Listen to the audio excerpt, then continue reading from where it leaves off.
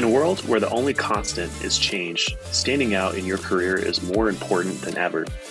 Whether it's navigating the great resignation or unlocking the hidden job market, understanding what makes us unique can transform the way we approach our careers. On today's episode, we're joined by Ann Baker, an expert in management consulting and career coaching. Ann will share her insights into the world of career development, uncovering superpowers, and how to stand out in the shifting job market.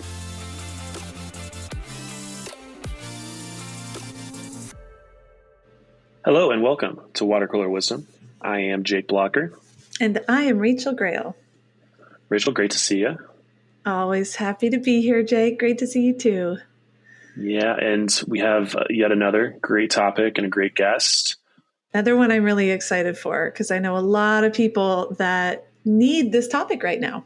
Yeah, it's around career coaching. And I feel like, back in the day, it was pretty normal for people to celebrate 25th anniversaries and maybe even somewhat today, but that's not really the future. That's not really what it's going to be.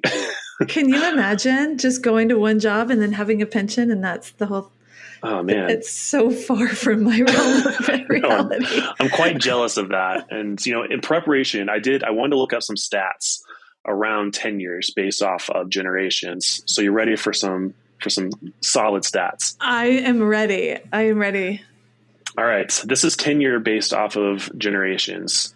So we'll start with baby boomers. Their average is 8 years and 3 months, which I thought was a little lighter. It was lighter than I expected, but I'm sure there's other factors that go into it. 8 years and 3 months. Okay. Mm-hmm.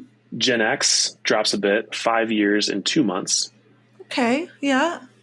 Millennials, bigger drop here, 2 years and 9 months. Wow. Yeah.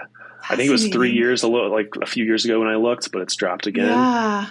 And then Gen Z, while they're new, so you can take this with a grain of salt, 2 years and 3 months. So I think the trend is obviously drop and drop and drop. Right. Well, when I was 20, I was doing jobs for 2 years too. It checks out. That's amazing. And I'm actually most surprised that boomers weren't longer.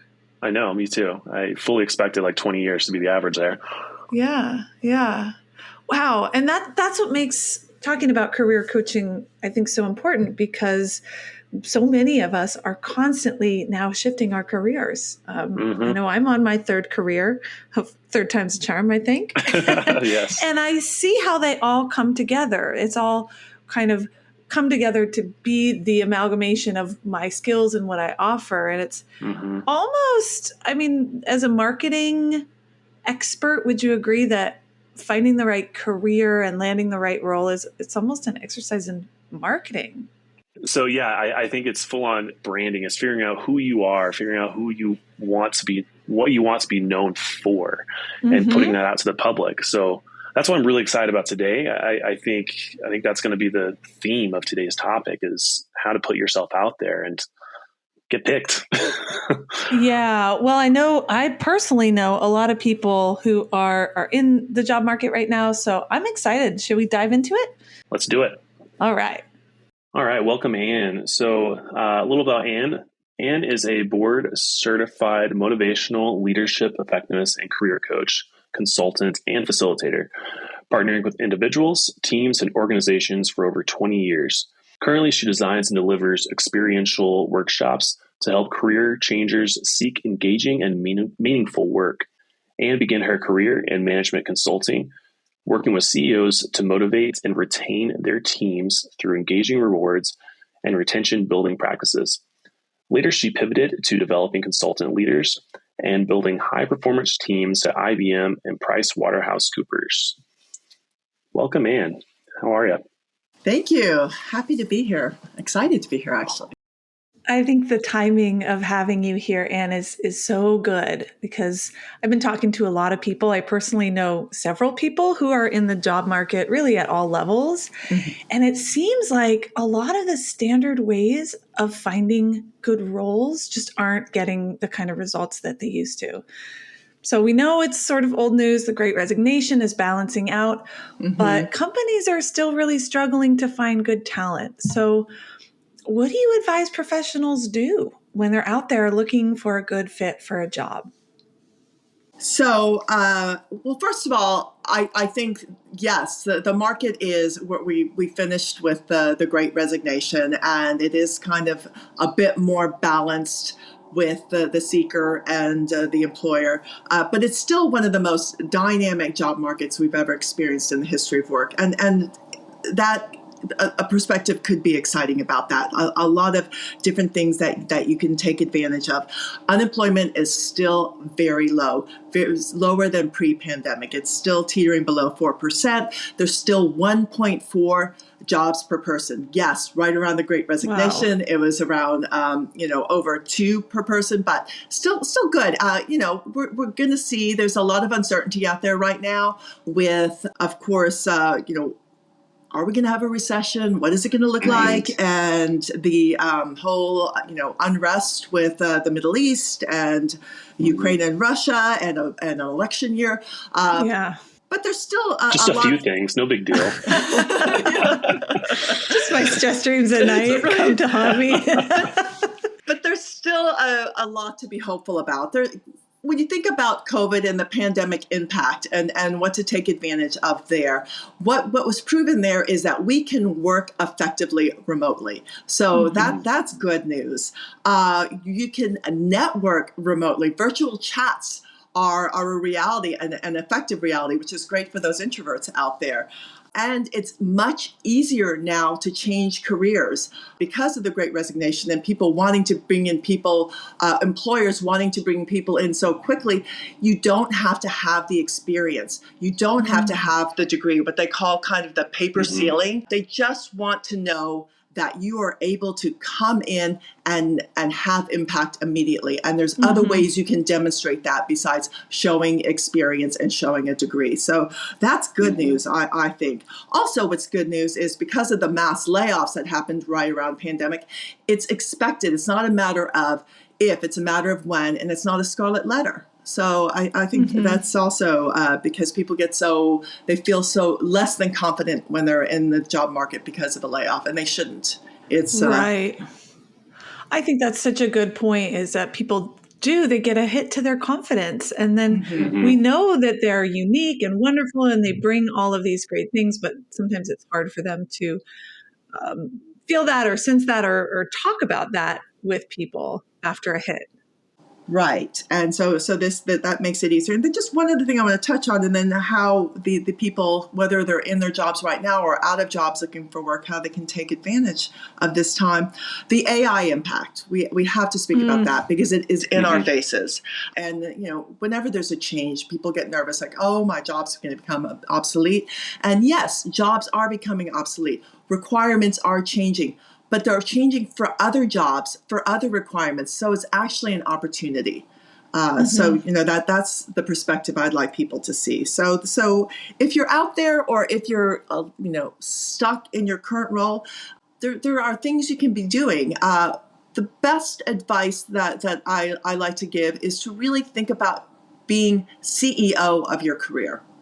And we know what a CEO is, having a mission where you want to, and not just think about the now, but a bit of the long term. It can evolve, businesses evolve.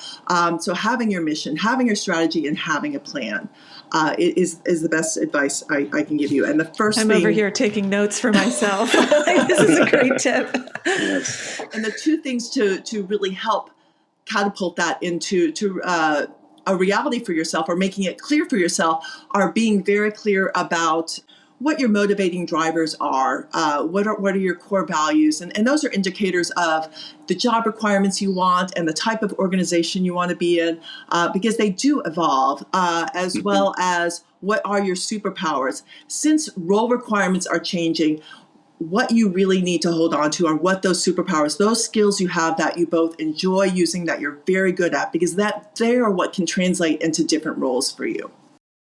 Yeah, there's two things that you touched on that I thought of just a minute ago. Was one around the degree, and two around the job descriptions. Like one, I agree. I'm seeing a lot more of like job require or don't care about your degree. Even college students are less enthused about what they're doing. I have a niece who's near college, and it's like, I'm not going to go to college. I don't need to for what I'm doing. And then there's also a piece on the job descriptions. I remember reading somewhere, it's like, if you match up with maybe like 3/4 of it, then apply for the job. Don't feel like you have to tick every single box. Is there anything around that you want to speak to further? Absolutely. I 100% agree. And actually, you'll even see, so those trend companies are saying that. They said passion and interest are more important. So please do apply. Because first of all, when they're writing these descriptions, nobody's skilled at that. And they really don't know what they want. It's an opportune time for you to come in and help them carve out what they really need. Because, what's the outcome you're looking for? Well, this is what you need. So absolutely. And I encourage when you're applying for the role in your cover note to say, I'd like to further explore this role with you. Because the description may or may not adequately reflect the role that they're seeking. Yeah, that's interesting. And something when we chatted before, you had talked about the hidden job market. I want to dig a little bit into that. And I didn't know anything about this. I'm sure other people haven't either. So I'd love for you to share about it. Yes, I'm glad you mentioned that. I'm very passionate about the hidden job market because it's the only way I've ever landed a role. And it's a way to put looking for a job back into your control. So many times when I work with my clients who are in career transition and they say, oh, nobody's hiring for that role right now. And I said, well, what's your data behind that? And they said, I don't see anything on LinkedIn or Indeed or ZipRecruiter. And I said, no.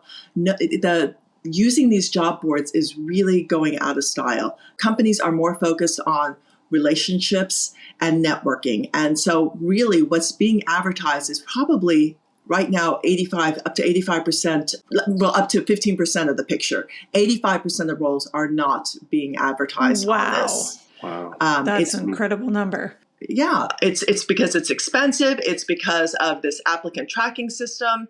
It throws out qualified resumes. It's you have to hire somebody to sort through all that. People are doing LinkedIn, put this easy apply in. So, artificially filling the applications for this role. So they're really leaning against advertising roles. Some companies have always, like Zappos, and always made it a policy that they would not advertise for roles. More and more companies are following suit there.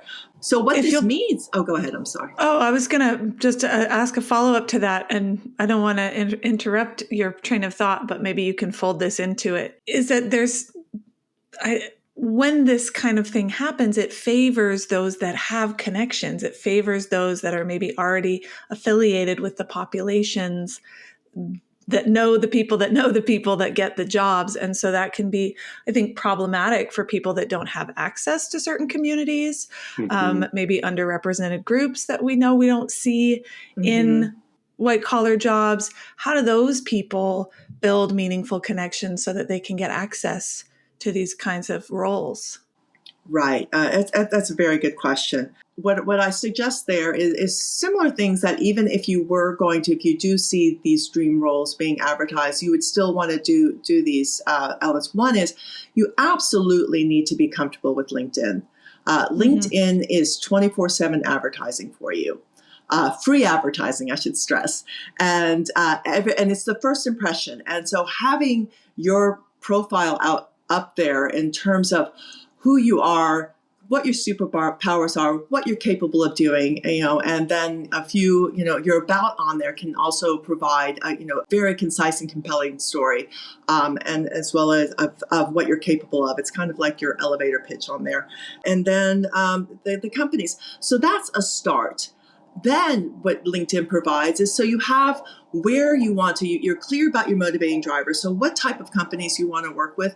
You go on to LinkedIn and you see, and you click those, you start following those companies and you click people and you see people that work in them and you start connecting with them and you start giving them ideas on how you can be the solution, how you can be the value add. Like, all right, I want to bring you in for a conversation.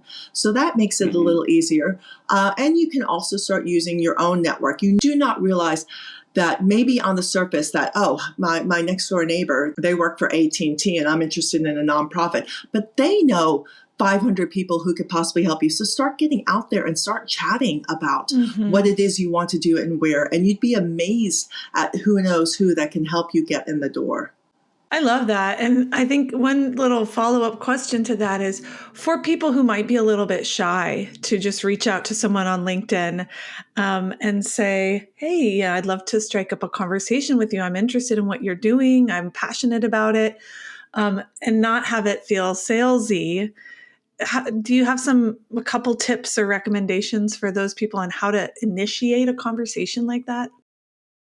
Yes. So first of all, I want to say with the reach out and yes, introverts, I want to stress that to have these conversations. I mentioned before with pandemic, these virtual chats, you can ask for just 15 minutes of time. It's no longer going in, can I meet you for coffee? Can I pick your brain over lunch?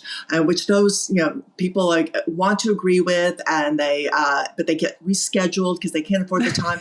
Now with Zoom, FaceTime, meets, what have you, you can have a very productive 15-minute conversation, and people will do that. One job coach a friend of mine from Kadima Careers, he's killing it out there. He says it is a numbers game. So yes, you have to get comfortable with it. And it's not just one person. Per your wish list company or target company, he suggests you reach out to 20 people. I'm a little bit easier with my clients. I say 10, and 10 quality reach outs. And not just would can I talk to you about this, but demonstrate maybe you have something in common with them. Maybe you all went to the same school. These are all great things you can find on LinkedIn. Maybe you both ran a marathon, or maybe you come from a similar background, but just something to kind of help break the ice, and a very small, just a bite to excite in that LinkedIn message. And out of the 10, I guarantee if you're not asking for a job, if you're just asking for a conversation, people will say yes.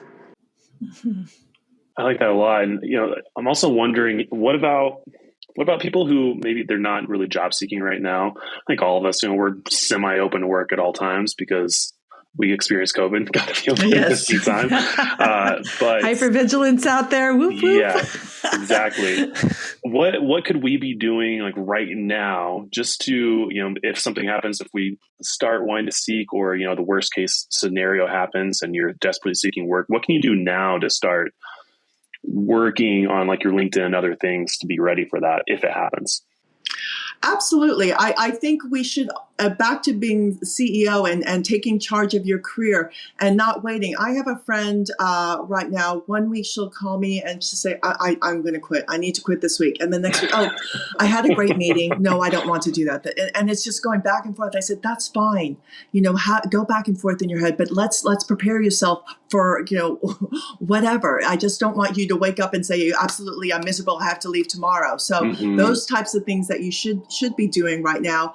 I'm going to name drop again, Austin Belchak, who's an amazing job seeker influencer. And he states a well-nurtured network will serve a lifetime. So start building the reserves in your network. You don't need to, so you're more comfortable when you actually need to tap into them.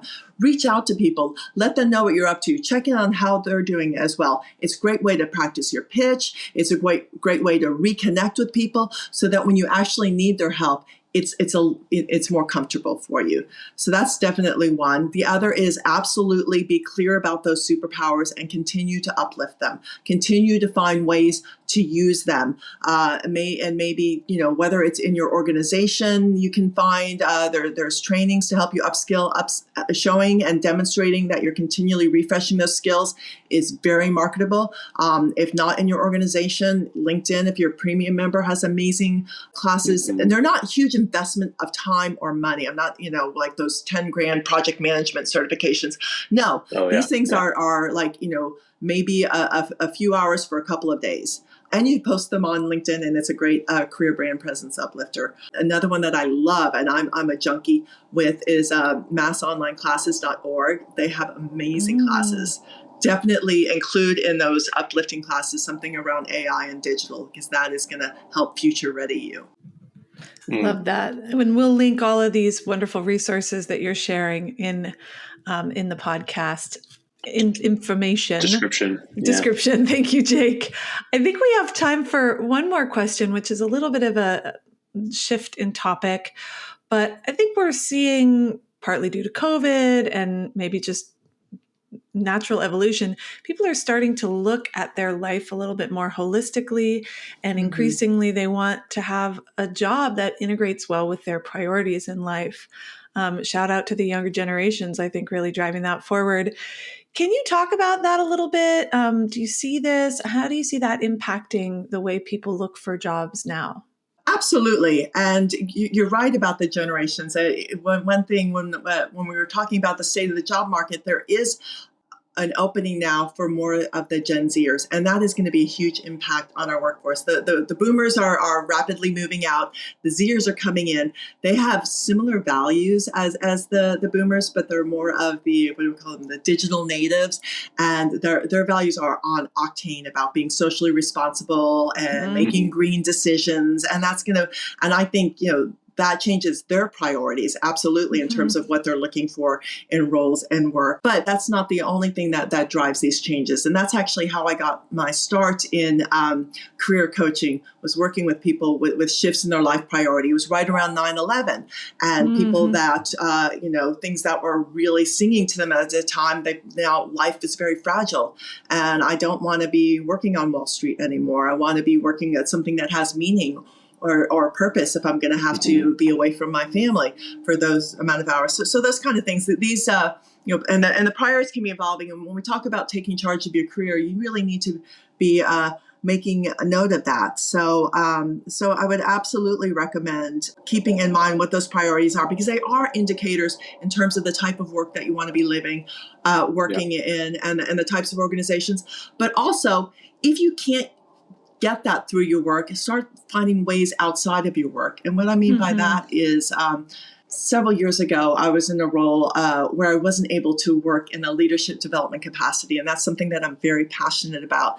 So what did I do? I put my, it was kind of painful, but I put my hat in to be PTA president of my kids' school. And that way I could facilitate these leadership development workshops with the teachers and the administration. So I was able to achieve that. And that was rejuvenating and fulfilling for me. I have a client right now that I'm working with, and he's about to accept a role. It's not fulfilling for him, but what is his life priority right now is that he has a 6-month-old and his wife wants to take a career break. So he's taking a job with more money that does not sing to him, but knowing why he's doing that is motivating for him. And that is temporary. And that, when she's back to wanting to get back to work, that he can find something that is more fulfilling.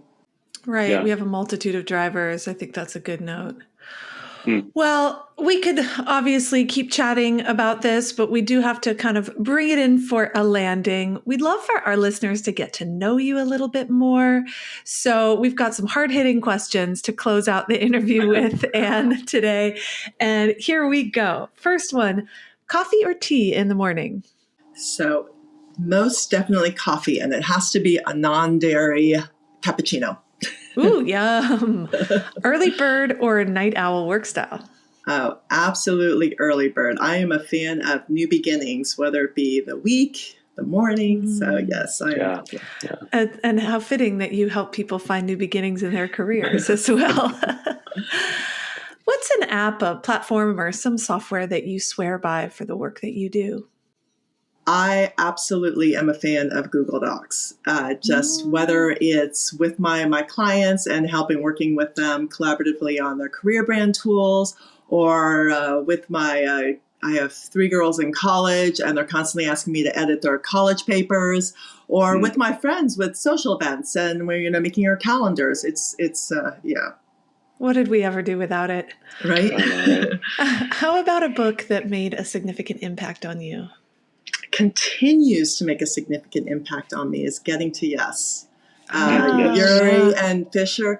On the surface, you think it's a negotiation book, but when you think about it and use the skills, it's all about effective communication that can help you be influential and impactful in every conversation you're in. The greatest gift you can give somebody is to really proactively listen, and it stresses that and gives you great tools and tactics to do so. So it's my Bible. That's so well said. I couldn't agree more. I try to understand the interests of everyone I talk to, especially with my partner. I'm like, what is your interest in not cleaning all the dishes when you're done with it? What's important about that for you? If you could have a water cooler chat with anyone, dead or alive, who would it be and why?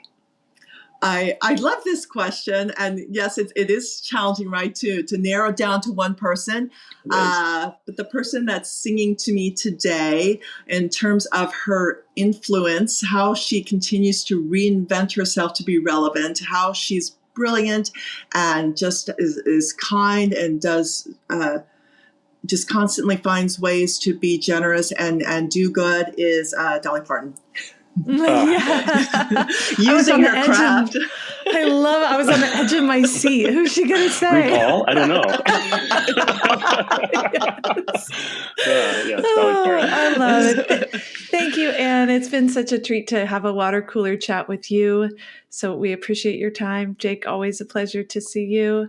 And thank you so much for joining us in our virtual water cooler chat today. It's been such a treat to have you. Where can people find out more about you or connect with you if they need your help or wisdom? Yes, thank you. Thank you for having me again. And because I'm in process of uplifting my brand, I think the best way right now is through LinkedIn. And because I was one of the first Ann Bakers out there, you can actually punch in Ann Baker, and I'll come up. And with an E, Baker at LinkedIn. All right. Well, until next time, we'll see you all at the water cooler. Have a great afternoon. See ya. Thanks for listening to Water Cooler Wisdom. This podcast is brought to you by Interaction Associates, a leading professional development and leadership training organization whose mission is to help people work better together. If you'd like to learn more, visit interactionassociates.com. If you have questions, comments, or are interested in collaborating with this podcast, you can email us at watercoolerwisdom@interactionassociates.com.